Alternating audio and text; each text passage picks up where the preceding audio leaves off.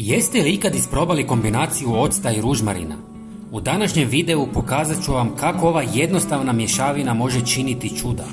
No prije nego što krenemo na glavnu temu, želim vam otkriti nekoliko zanimljivih upotreba ružmarina za koje možda niste znali.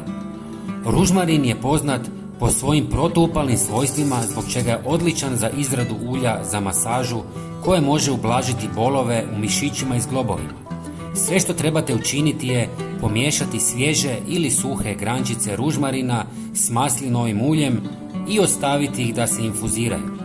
Ovo ulje kasnije možete koristiti za masažu bolnih dijelova tijela.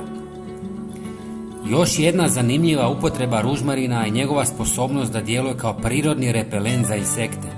Osušene grančice ružmarina možete staviti u zdjelice ili vrećice te ih postaviti oko kuće, na prozore, ispred vrata ili na druge lokacije gdje želite odbiti insekte.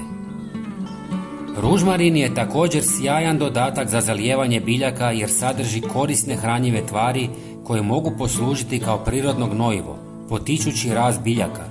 Pripremite ga tako što ćete grančice namočiti u vodi i ostaviti nekoliko dana, a zatim koristiti dobivenu tekućinu za zalijevanje. I napokon dolazimo do mješavine ružmarina i octa. Započnite tako da 2 čajne žličice ružmarina usitnite u prah. Usitnjeni ružmarin brže oslobađa svoje korisne sastojke i miris. Prijatelji, napišite mi u komentarima odakle me gledate. Ja sam iz Hrvatske i volio bih malo s vama porazgovarati. Hvala.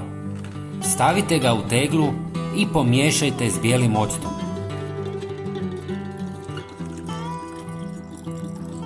Zatvorite posudu i pustite da odstoji najmanje tjedan dana na tamnom i hladnom mjestu. Što duže ostavite, miris će biti intenzivniji.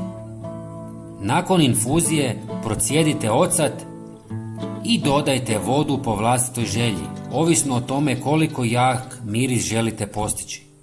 Ulijte smjesu u bočice sa sprejom i dobro je zatvorite kako biste sačuvali miris. Ova kombinacija stvara izvrsno sredstvo za čišćenje s ugodnim mirisom ružmarina.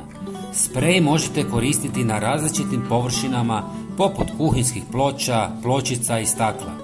Ne samo da će vaš dom blistati, već će ugodan miris ružmarina trajati danima, dok istovremeno odbija insekte i dezinficira površine. Dragi prijatelji, svakako podijelite ovaj video sa prijateljima kako bismo i njima pomogli. Hvala vam puno.